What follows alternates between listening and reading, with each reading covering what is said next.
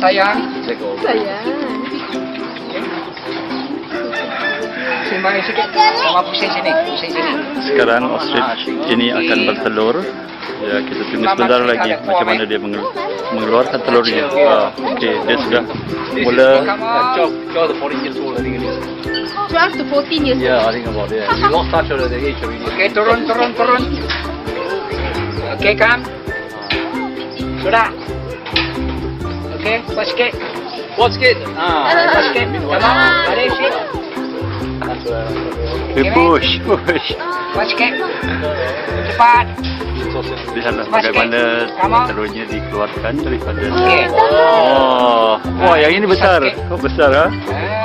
Wah, 2 kali ya, semua tengok ah.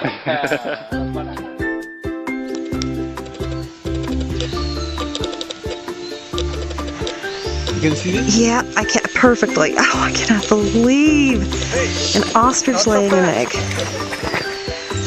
Oh my God.